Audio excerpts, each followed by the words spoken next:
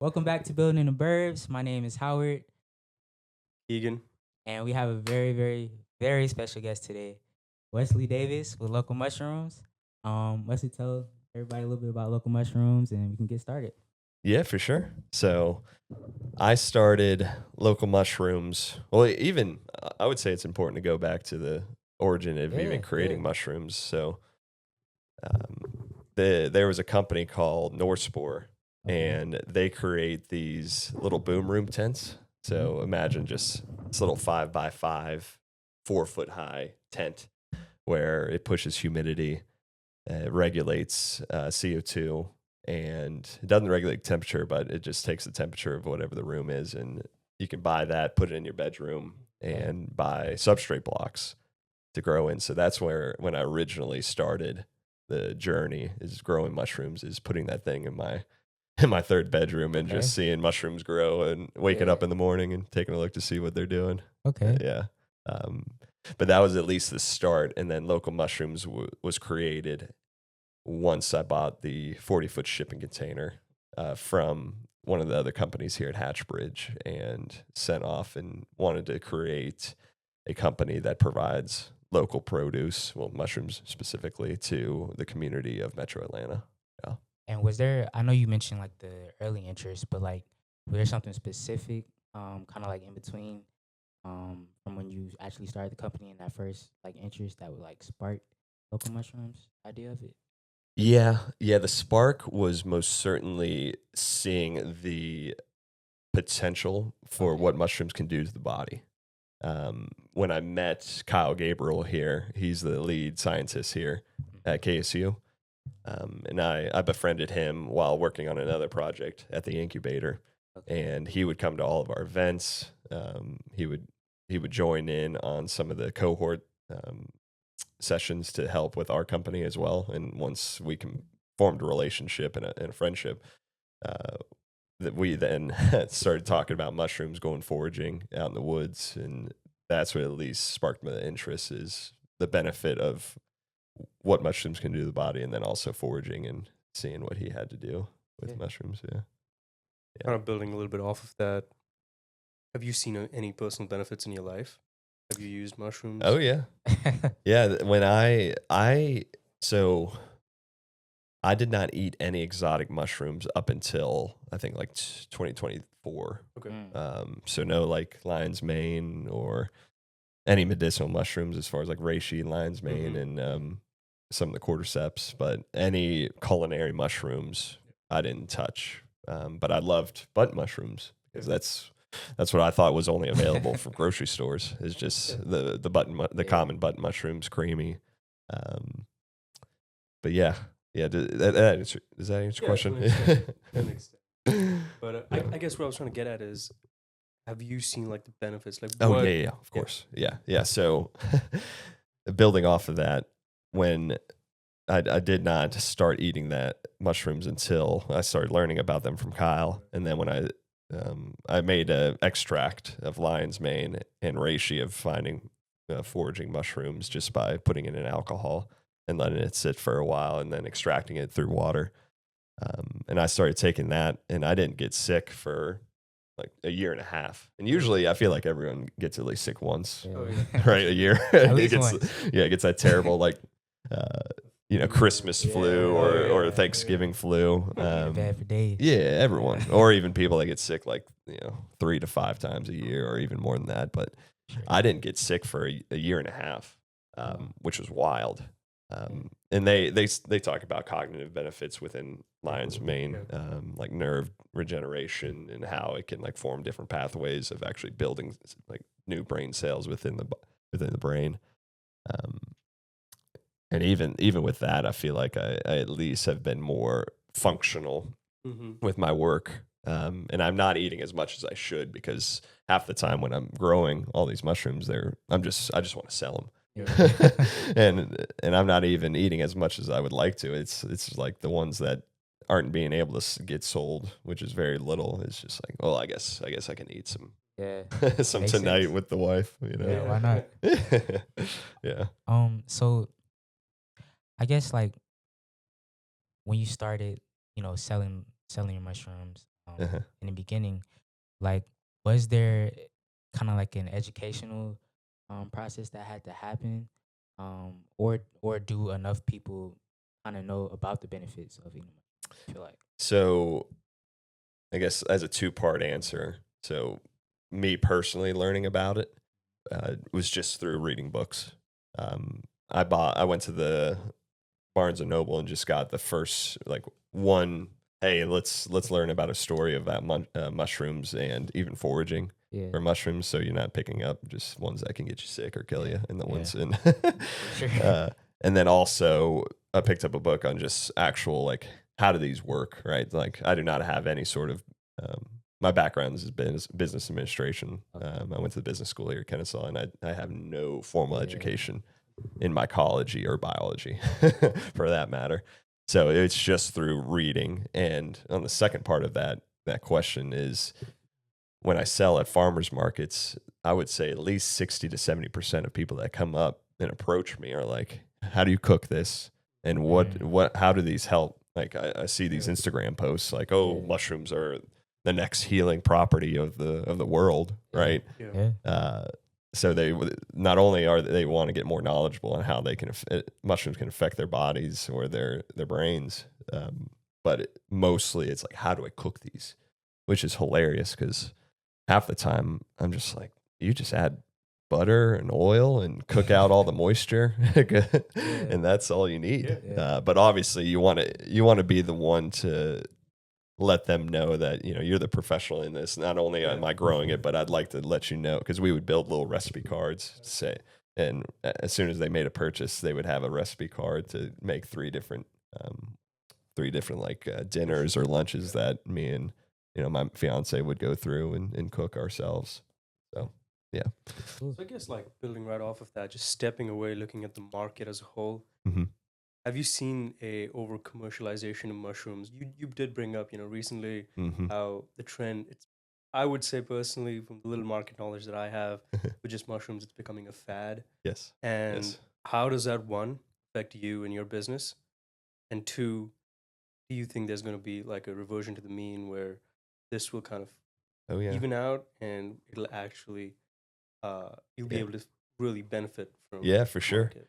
So overall, I think the first thought I have with that question is there's going to be competition in this. It is most certainly. I don't know if you ever read a book called like Blue Ocean Strategy, but like with that particular notion of blue ocean, when you're building a product or a company, you almost want to go more out into the ocean of where no one is, right? As comparative to a red ocean, where they describe it in the book, is like, which is exactly what Keegan's describing, is with this fad of mushrooms, is there's hundreds of people wanting to sell medicinal mushrooms, whether it's medicinal or culinary. And that is most certainly sharks in the water. Like there's blood in the water. Like within that market, there's a lot of people trying to get market share, right? So to answer your question with how does that affect me, we even looked up the amount of mushroom growers in the state of Georgia when I first started this, and saw that 82% of them have like folded. It's very difficult. It's very easy to get into mushrooms, but it's very difficult to maintain and create a stable environment for a business of selling mushrooms.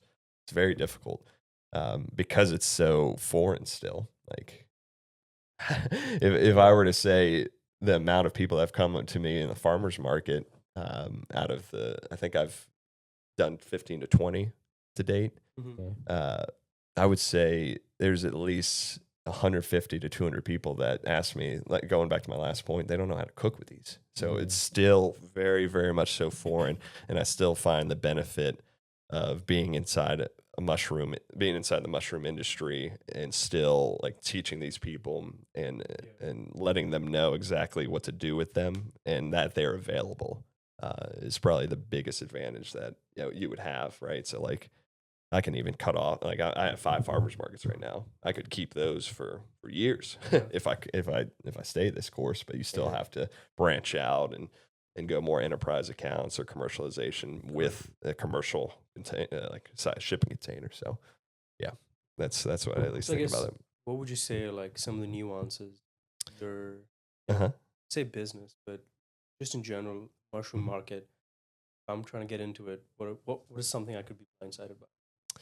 Uh, biggest one is going to be bugs and insects. Oh, Mm. Yeah. interesting. So just like any other farmer growing outside, right? So Yeah.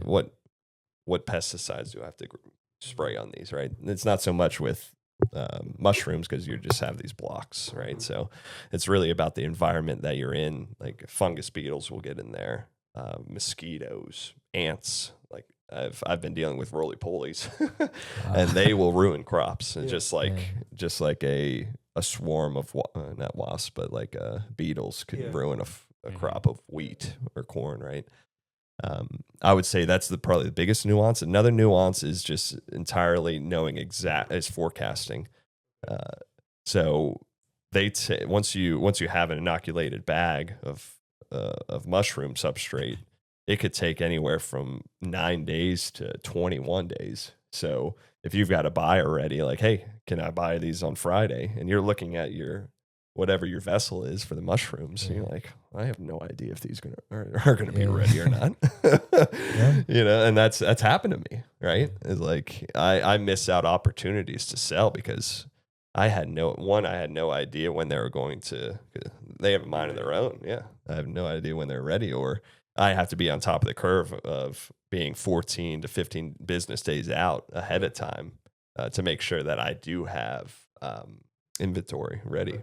So I would say those are the biggest ones. Yeah.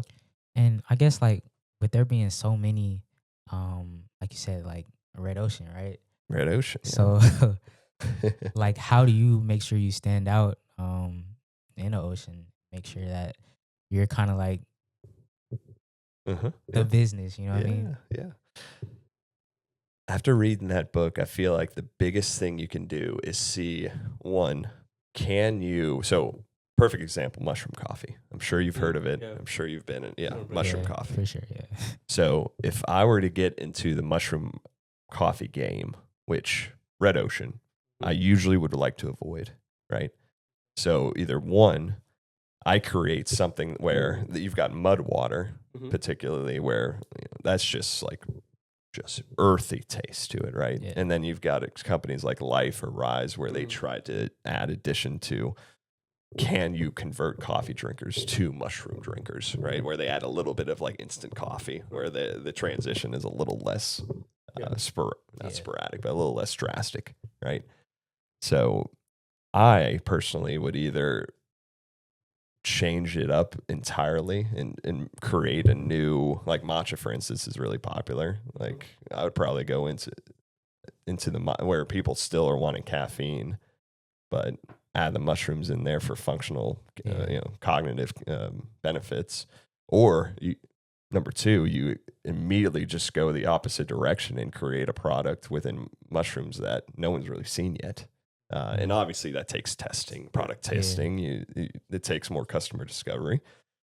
Will someone eat a mushroom powder that's put into a snack or whatever else you want? Yeah. So, Yeah. I mean, yeah. In conclusion of that question is like, do you either want to be a disruptor in something that's already there and do it better with marketing and sales, or do you want to just stay away from a red ocean and create something that just like that first person did with mushroom coffee at the Yeah. very first time and create something new? And that's at least what I would want to do is create something new that people aren't necessarily using. Yeah. So is commercialization the next step in your Yes. book? And I guess what is something you'd like to say about local mushroom? Yeah, I think yeah. What's something that you like? Is that better? Yeah, yeah. Yeah. What's something that you'd like to say, or how would you describe local mushroom Mm-hmm. in a way that would help it stand out from competition? Yeah, for sure. I mean, even in the name of local mushrooms it's strange, right? So like Yeah. the domain was not even taking. Localmushrooms.com was not there. So like it's Mhm. interesting, and when you're talking about this fad of mushrooms, right? Everyone's Yeah. jumping on it. Yeah.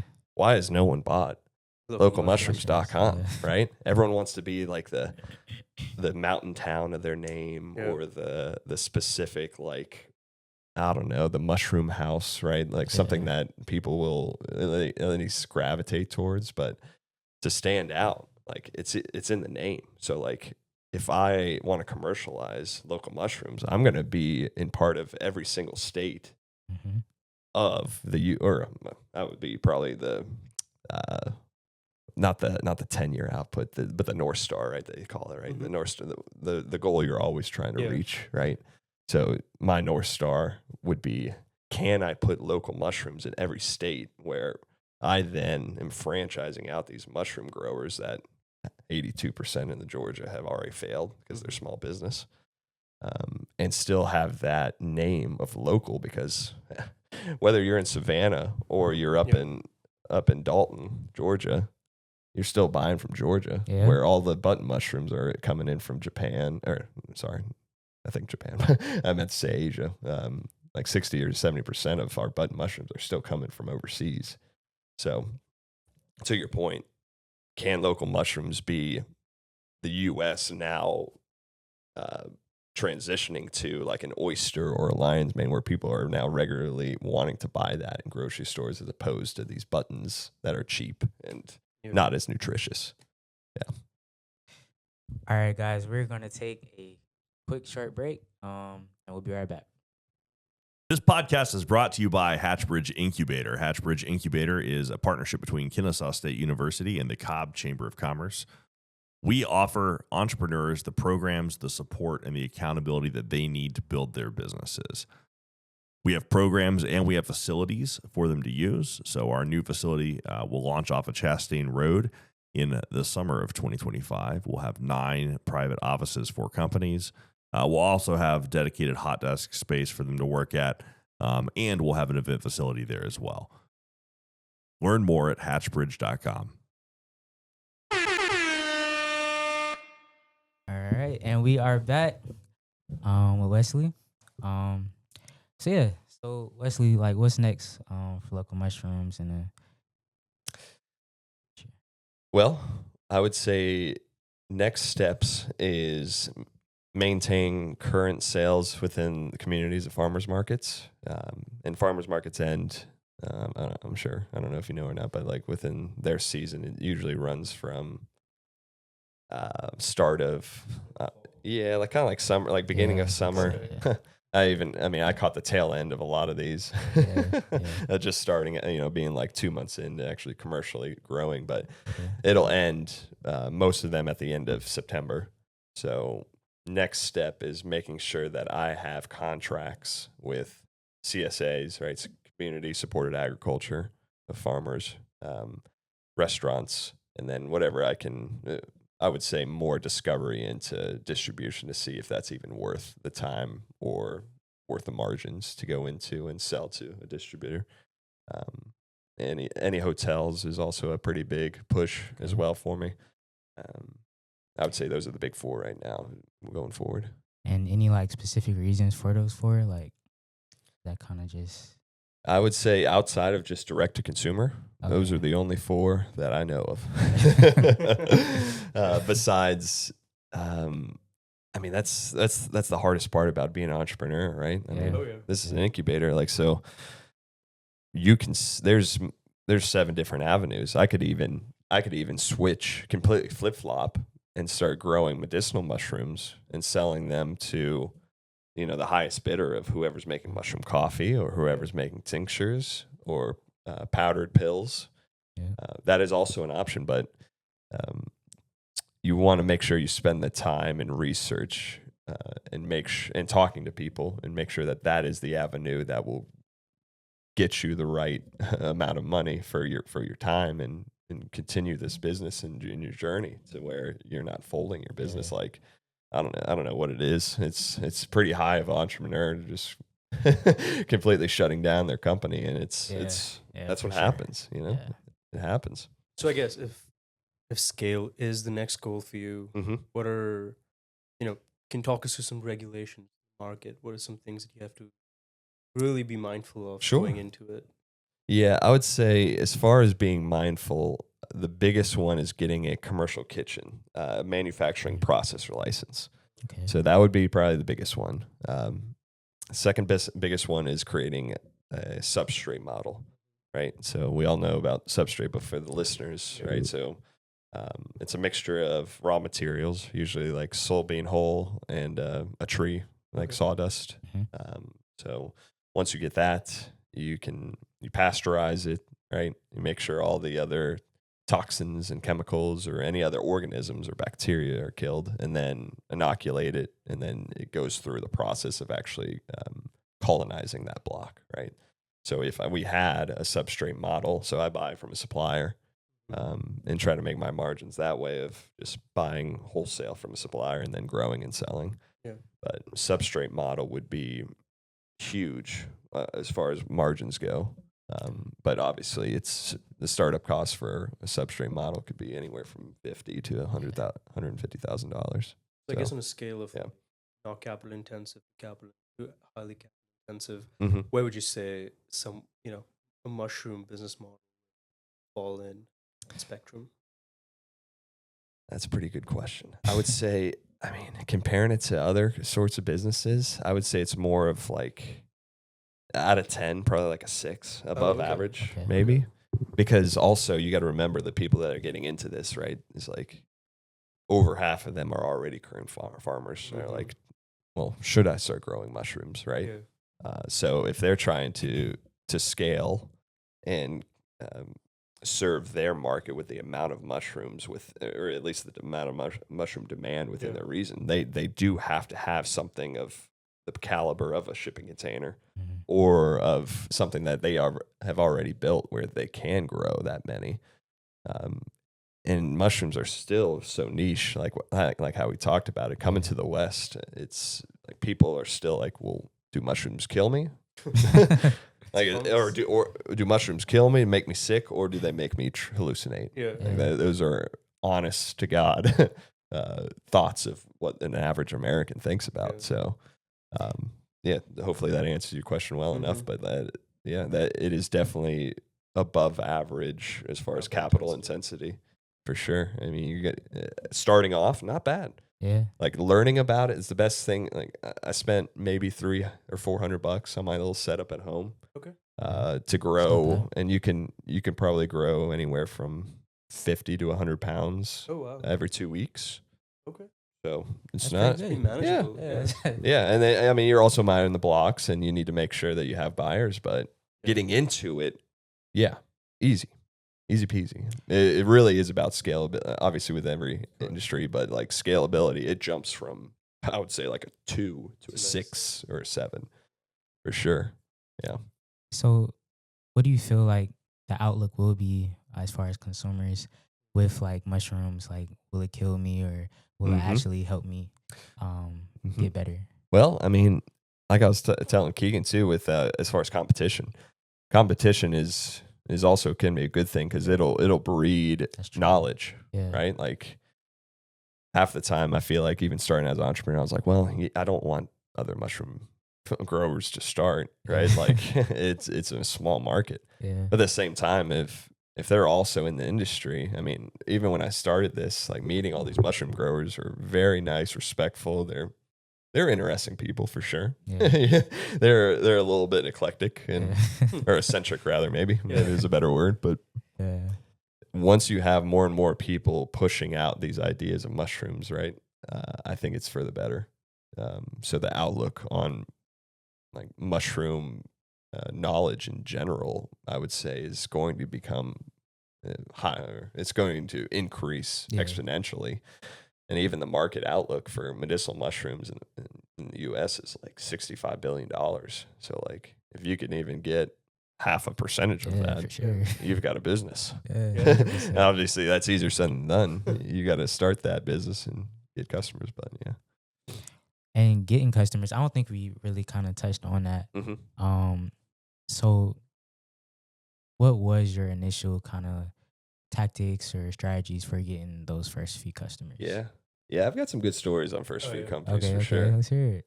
So coming out of the boom room, right, the old tent in my third bedroom, each one of those was like, I had to give all the credit to the fiance, to the missus, because she works at a salon, and as soon as these salon ladies found out, and they come from all different types of cultures, right? Like there's a bit heavy Asian presence, and it comes from Asia for decades, centuries. Yeah.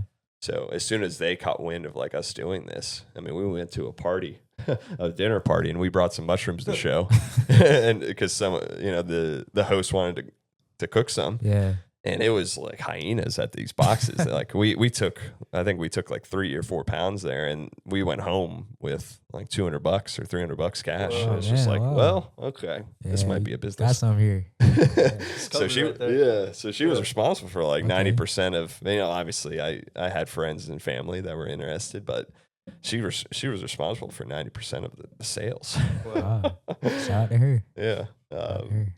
Yeah. And then when we caught wind of wanting to buy one of these shipping containers from Micrologic and team, as soon as we were able to purchase and get the amount of money and capital that we needed to purchase the container, my dad and I went to the biggest farmers market in Atlanta, the DeKalb Farmers Market, where they, I don't know if are you aware? I've heard of it, yeah. Yeah, I've been there quite a bit. Hell yeah. So you know exactly like How big is it? Yeah, man, it's it's huge. It's huge. yeah, it's not only huge, but like even like when I was looking it up on Google to even research it, I'm like, dude, this farmers market has like 22,000 reviews. Like The number of stalls that you line up to is crazy. oh yeah, yeah. And we went there and just I think I got a contact even before we went down there for the produce manager, and then so we got his name and we just said, hey, can we come talk to you? And we just went down there, easy peasy, talked to him. And his first thought was, well, all these are coming from California. Can you get organic mushrooms to 20 pounds a week? Let's start you off with. And we're like, shit.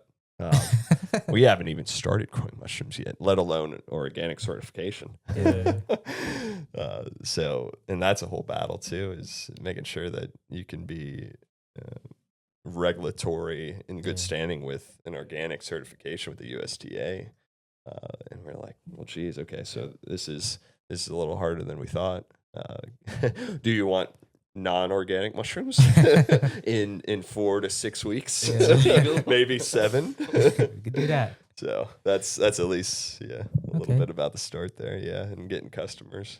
Yeah. Can you kind of talk us a little bit through the life cycle of start to finish on substrate and like what are the different steps? Sure.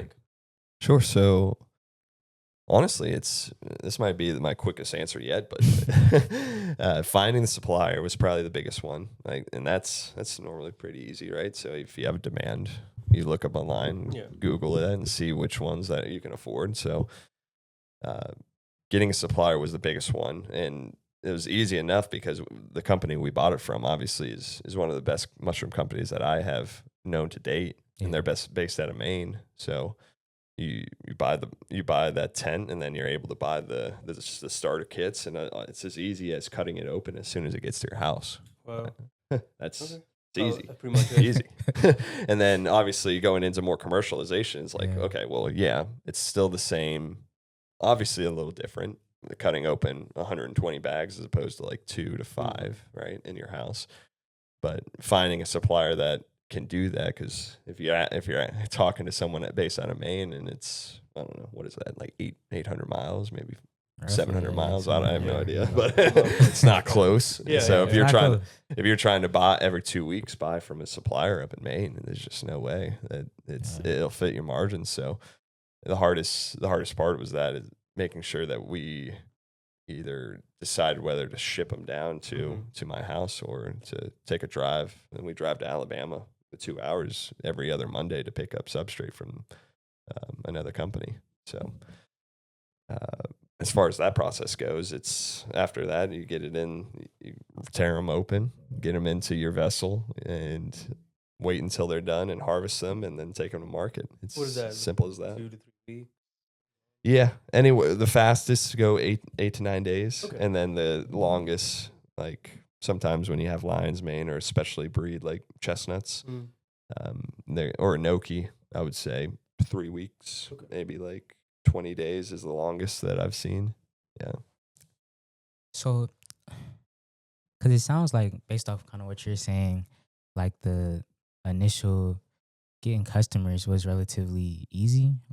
Would you say? So getting customers to max out the boom room tent was most certainly easy, because there's still, like I said, I mean, as far as nuances, not very nuanced. You can most certainly, as long as you got a humid environment and you're buying the blocks, Yeah. not nuanced at all. But if you're creating them, obviously it's a little more difficult, but you go on YouTube and check out exactly how to inoculate a block, find a culture, buy a culture, or go get one out in the woods, which obviously make sure you're grabbing the right mushroom. Yeah. But, not getting off topic, but as long as you can buy a vessel and buy the blocks and get a price point that people will buy, and you make money off of and support yourself, then change your side hustle into an actual career. Yeah, it was relatively easy, just making sure that starting with friends and family, and then now it's obviously getting more difficult and trying to hone in on chefs and local produce, grocers and farmers markets as well. So, because I know you mentioned, like, was it like 80% or something like that of mushroom businesses fail? Was that what you were saying? Yeah, that was the one. That was the stat we saw in the state of Georgia over I think it was a span of like maybe 3-5 years. Okay. Don't quote me on that, but I know that was about it. Roughly, Yeah. Because I guess I'm just trying to see, like, what causes, because that's a pretty high number. Like, what causes that? Is it more so like the scaling piece of it, I guess? I would say it's either scaling too quick and not being able to, like we talked about, difficulty in forecasting. If you promise a restaurant, so back up. During customer discovery, I would say the majority of chefs, their biggest concern is consistency. So if they are expecting mushrooms, and they obviously are like at a moment's notice, like, hey, can I have some mushrooms? Yeah. Right. Sometimes it's not as easy as like, here's the weekly order. Right. Yeah. So when it comes to like dealing with chefs and some other customers, I mean, it's very, very easy to get, I guess locked down in a certain way of like, okay, well, I know exactly when to grow mushroom. I know exactly when to put them in. I know exactly when to sell these. It's very difficult. Yeah. It's very difficult dealing with chefs. And not only say that, if you're only working in farmers markets, it's very variable. I mean, if it rains, you go from making $300 or $400 at a farmers market to $50. I mean, weather's conditions are huge, and if you're sitting with 18 or 20 pounds of mushrooms outside getting wet, and you're like, okay, well, I was supposed to sell these at the market, but now where did they go? I don't have 20 people friends that all want a pound each. And their shelf life is, you're going to have to make sure you have a big enough fridge or a commercial fridge where you go store it and they break down just like any other vegetable every day, and they'll stay good for like 7 days. But some people take a look at it. I mean, you go to the store and you're not going to pick the worst avocado that's in there, even though it's still obviously good to eat. So I would say that's probably one of the biggest struggles people face, and probably end up folding their business because of. So what ways have you been able to, I guess, withstand that and still succeed despite that high number? Always have a home for them. Always have a home. So when planning comes, if you're bringing a certain amount of mushrooms to market, right? Like I would even say sometimes if I don't sell a particular amount of those mushrooms that I pick that same day and take them to the market, I'm going to put them in little bags and put my business card in there and go shoot them off to a chef or a restaurant that I've never been to. Okay. Plan C would be calling up my friends and family and see if anyone else, or if anyone at the market particularly that follows us on social media, like, hey, market was shit, right? If you didn't make it today, message us. And if you're around this particular, that's the great thing about being in a community. If you're around that community, if you're home, well, it'd be advantageous to just, hey, we'll deliver this right here, which it has its difficulties because sometimes sometimes people don't want kind of the mushroom guy to come to their Yeah. house. It is. Yeah, that's true. That's true. Yeah, no matter how weird we are or nice we are, I completely understand like someone saying, "Oh well, I'll see if you're here next week." Yeah. So I guess like zooming out a lot with just how the recent and we don't have to get into it, but Mhm. Yep. keeping the recent administration in mind and policy shifts in healthcare and policy shifts in tariffs. Yeah. Not saying that that's directly going to affect business like yours. Yep. But market, have you seen an effect? Have you seen an impact, say negative or positive? And I guess what's your outlook on that, and how are you navigating it? So, I guess the biggest thing that is awesome about this business is that I can still get, whether it's pine chips, hardwood chips, whether it be oak, maple, birch, you're still going to always get that on home soil, right? And you're still going to also find the mushrooms that still grow and get the cultures from here. Sure.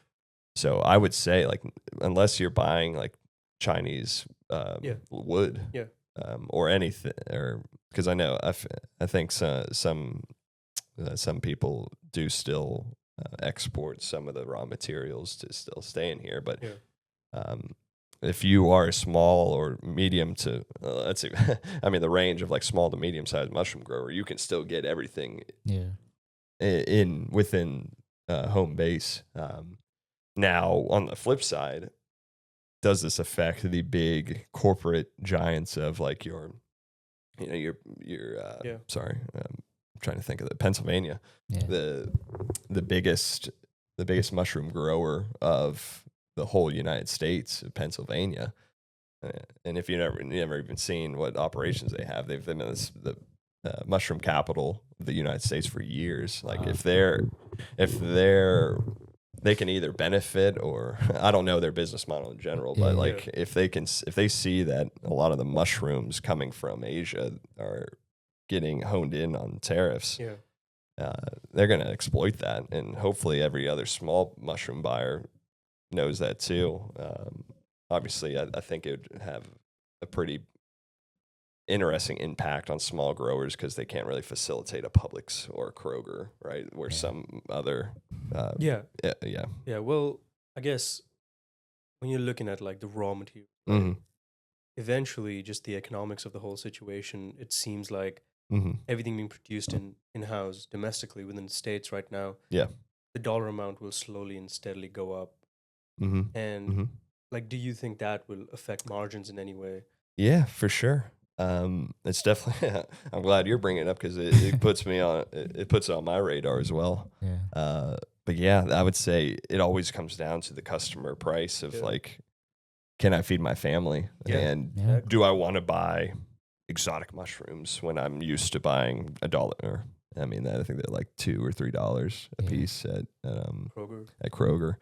But I mean, to your point, it always, the dollar amount will always affect. And sure. I guess if I'm thinking about it out loud, I would probably just hone in on nutritional value when compared to the actual mushrooms that are coming in from overseas. Because that's, if I don't have that, what else do I have to validate an additional 50 cents or an additional $1, which absolutely will have some buyers taking a look at it and be like, well, I'm not going to buy that. I'm just going to stick to these cheap mushrooms.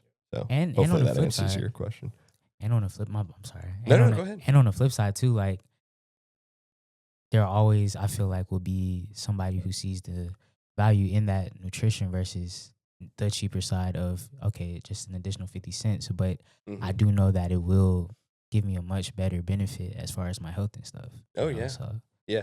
It's a hard thing to like kind of sear this in the American mindset. But if more and more people, which obviously this is higher prices, just like you said, if more and more people are buying from local farmers or from farmers inside the U.S., I think the dollar amount most certainly will increase. But at the same time, is like, can you convince people to start, the highest buying power of the whole world of the United States? Like, can you convince these buyers in the U.S. to sacrifice the dollar amount for good nutrition?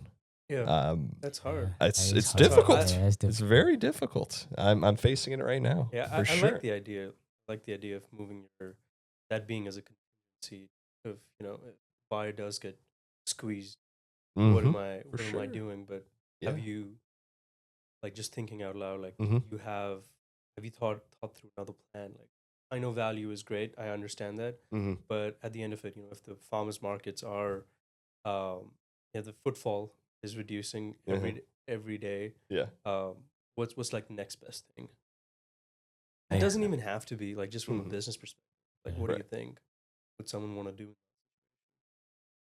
Gosh, at that point, I feel like I would almost see if there was a way to then start more either federal contracts with the government or I mean, just what like everyone else does is teaming up with some of the larger players. Like, is there a way where you can strike a deal with?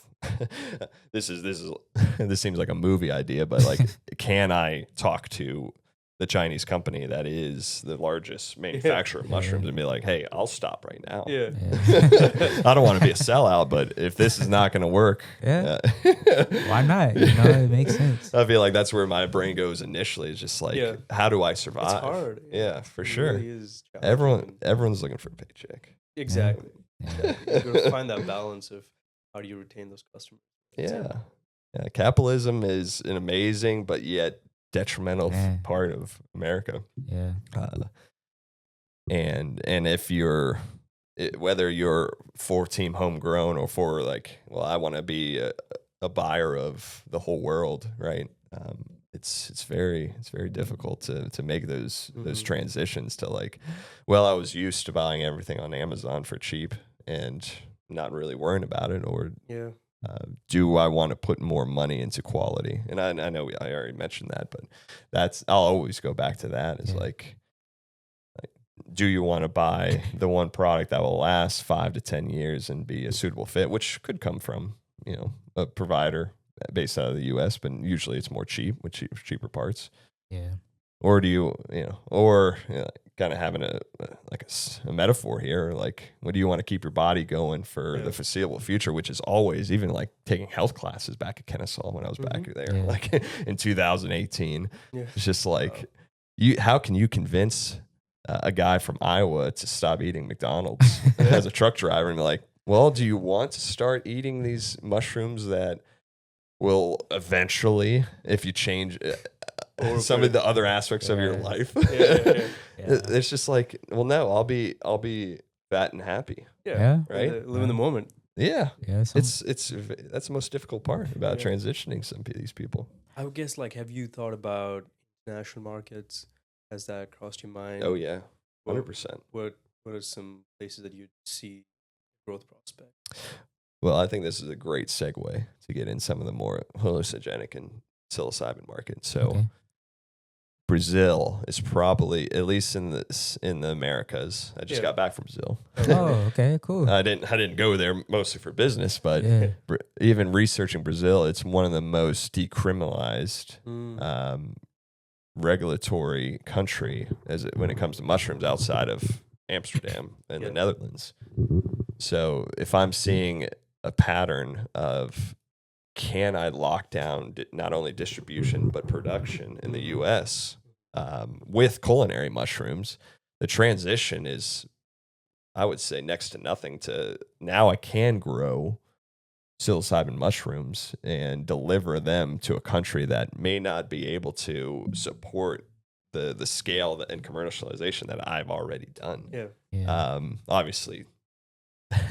that is just talking out loud. There's much more nuances to all of that, but I would say, like, stretching it to other countries like that, I'd say a medicinal market is most certainly well more.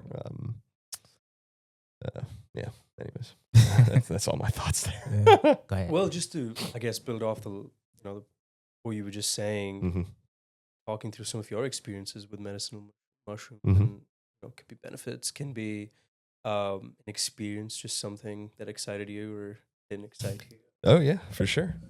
I just feel like it's such a, and I don't mean to interrupt you if you No, no, want to no, say no, no, something. I no. was Keep just gonna talking. Yeah. say, I'm not very with how Hmm. that whole side of things works, but just from my friends that have really had some really hard challenges in life, just emotionally and mentally. Oh yeah. I For think sure. medicinal uh, mushrooms help them immensely, immensely, and I've seen that. I've Really? seen that difference in them. Oh, that's awesome.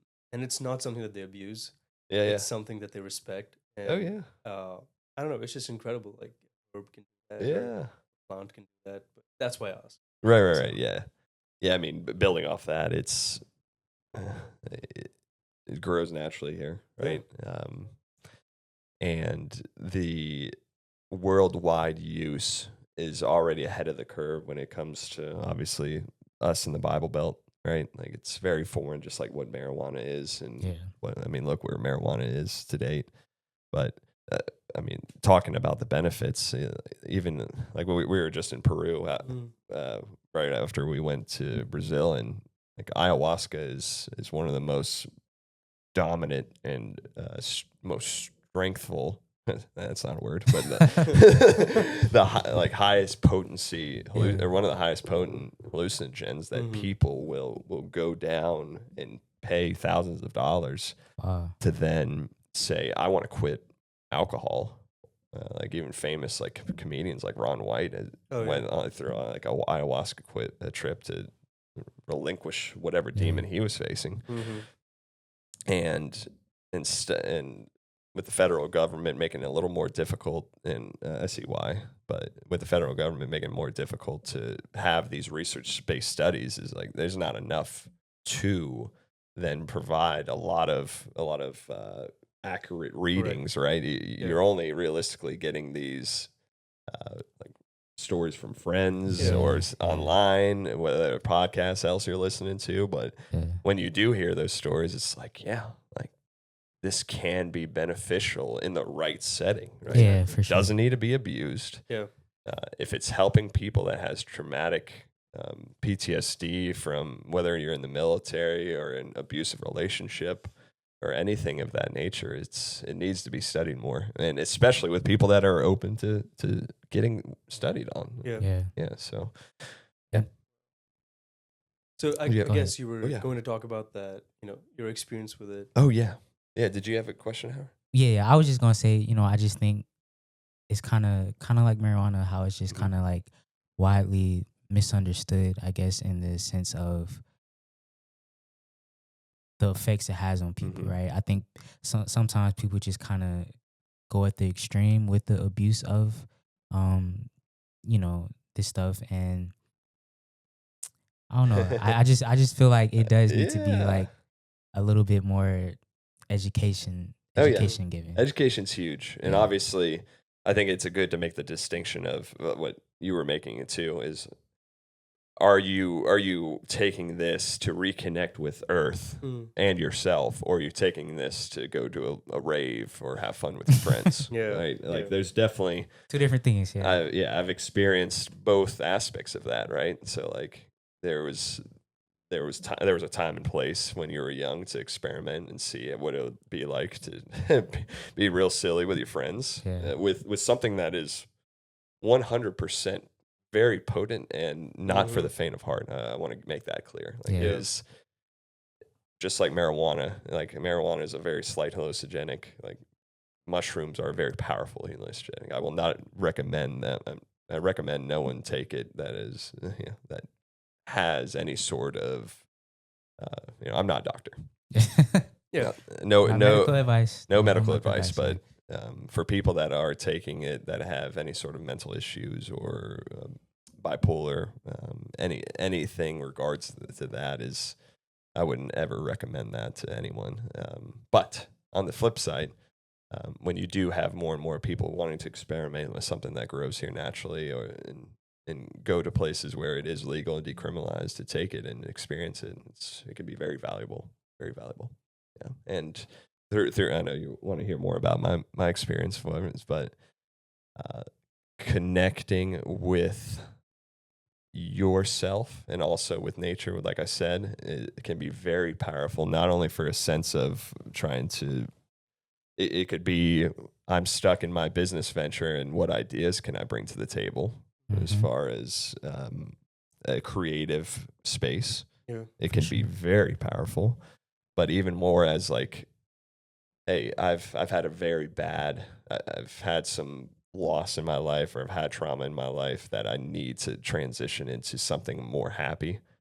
That it can most certainly be a huge factor in that as well. And that's where I found that even going through like changes of seasons, or that I need a flip, a turn of a page, or a change in career. That kind of creativity can come and be used within mushrooms, and I wholeheartedly believe that. I know a lot of other people do as well, outside of just, I want to have fun with them. Yeah. So, And I guess talk a little bit more about your experiences with it. well, so to be honest, I would say I always take them in a setting where I'm outside. So taking them where a setting is outside, and you're at the start of the day, the sunlight's out, or if it's raining, and being with a great group of friends. That is the recipe for an amazing experience. Good group of friends. You even got someone that isn't taking the mushrooms as well, but that is the recipe for a great time, is outside in nature, or in a safe place where there's not a lot of people. You're not to your own thoughts, because that's gone. I feel like that can get pretty dark pretty quickly, because you don't have ideas to bounce off of other people or someone. Yeah, and I'll tell you what, energy is a huge component in this. So like, if you're with someone that is not having a good time, or is not in a right headspace, like there was a shaman that I met out in Peru that said, if you do want to do ayahuasca, like, you need to prep your body for a whole year. Oh wow. Really? So, and people just like, if I hear people or friends taking mushrooms like in a moment's notice, I'm like, that's not the way to do it. Yeah. That's a recreational way of just, this is for fun. Yeah. This is for partying, and that's not that's something that I usually do for the most part, and not have done. Obviously, in the past, everyone's experimented, but most people have. But that's Because I think I heard like not to take it like by yourself. Is that one thing that you're saying? Like, I would say that everyone's different. yeah. I've had people that take it by themselves and be completely fine, but they know exactly what they're getting into. Yeah. I mean, if it's your first time and you're taking this thing, like, get your best friend that get your best friend with you, and so, I mean, we've talked about shamans, right? Or at least I've just stated it. If you have someone in your life that is a bundle of joy and very positive, and it can lead you in the right direction, not only in life but in like mental energy, that's who you want to be with. Oh God, what's the word? God, I feel like I hear it in yoga all the time. But it's an intention, right? So it's another word for intention. But even if you prep yourself beforehand, before a psilocybin trip, prep yourself beforehand, like, provide your body with good nutrients, flush anything out if you've drank alcohol or eaten fast food cheeseburgers for the past 2 days, where you are feeling good to take on the day, and you've got the right person with you, and then you plan out, obviously, your day ahead.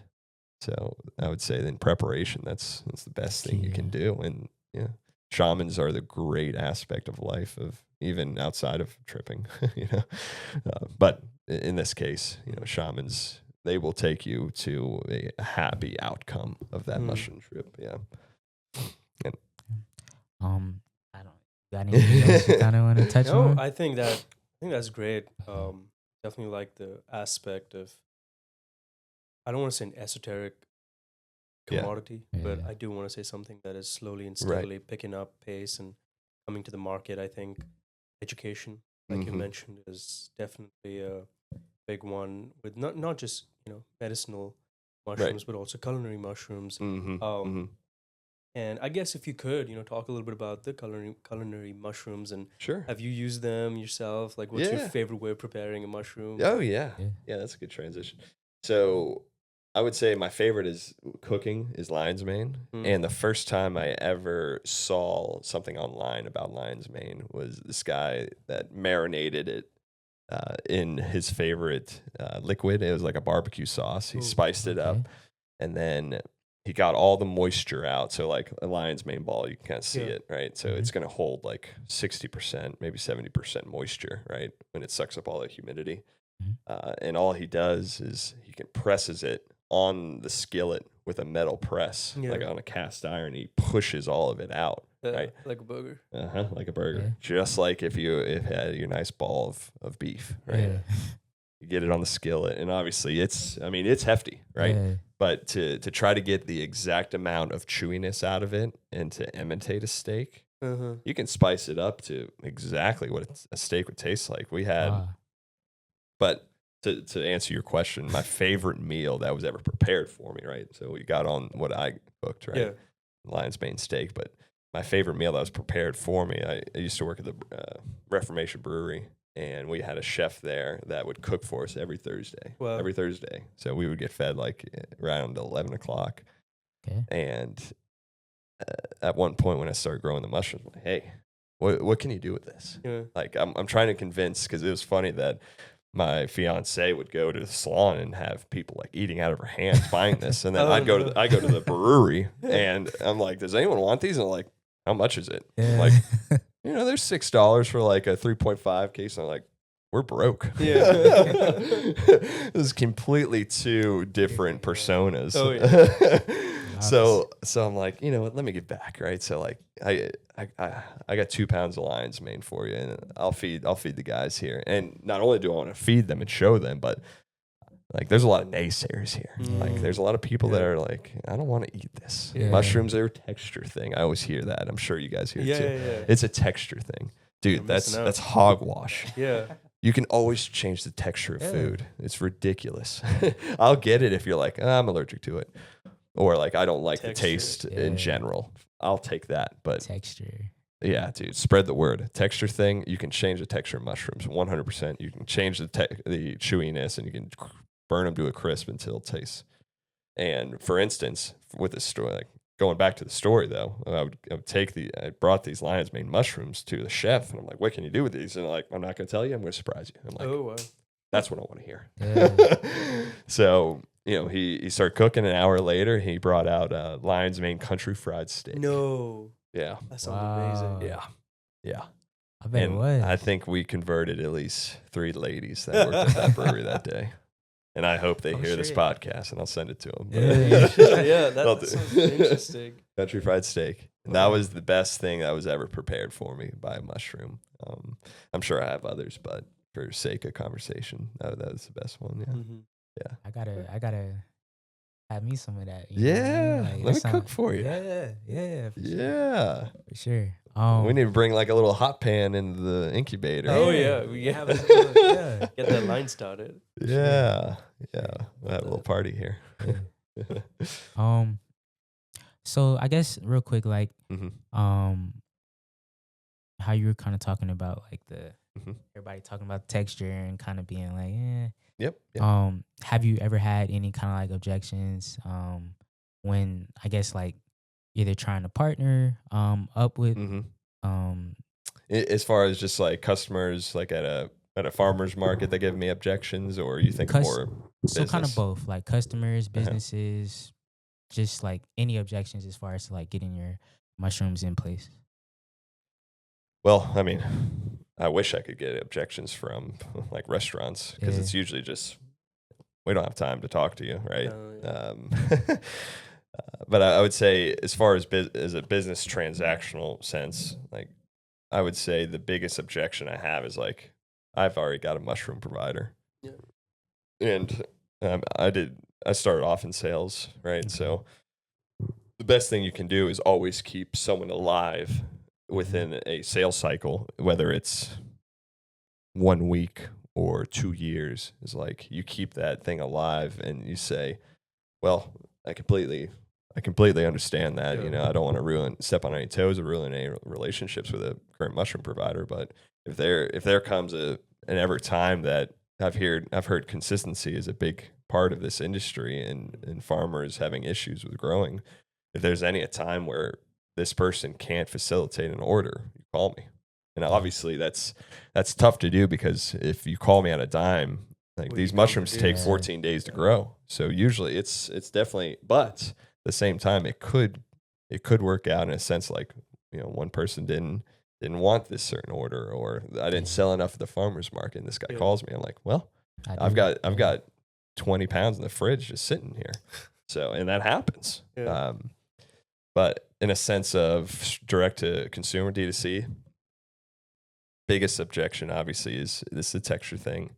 I've never, I think the biggest one is like, I don't touch those. Like, I don't eat mushrooms. And, you know, we're in Georgia. It's definitely a southern thing of like, oh, those grow in my front yard. Those look like those. I'm like, I'm not eating those.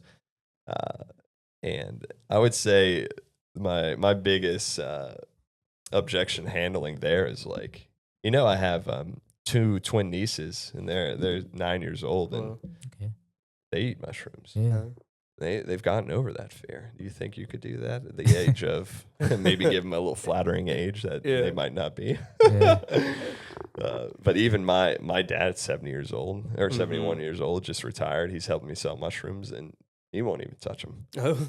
So like, objection handling with people that already know that they will not eat that is very, very difficult. But if you can tell them that, hey, I have my 9-year-old niece is eating this and they're very nutritious, and challenges them. You can even, challenge, not only challenge them, but I can even tell them, well, hey, I've got a lot of buyers that take these home and they go ahead and put it in a food processor or they put it in a dehydrator and they turn these into little pills that they take every day.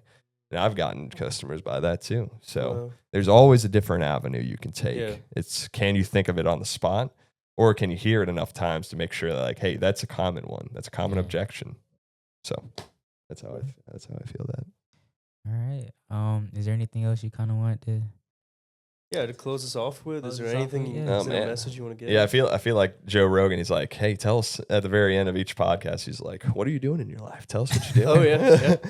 I would say, hey, visit Local Mushrooms ATL. On Instagram. I've got localmushrooms.com. I think I said that earlier in the podcast, but and all my information is on the website and request forms are on the website. If you ever want to try mushrooms or have any ideas of mushrooms, give me a shout. Sure. I'm looking to create a mushroom empire here in the state of Georgia. If anyone wants to join, yes, sir. Give me a call. All right. Thank you guys. Thank you, Wes. Yeah. Thank y'all for tuning in, and we will see y'all next time. See ya.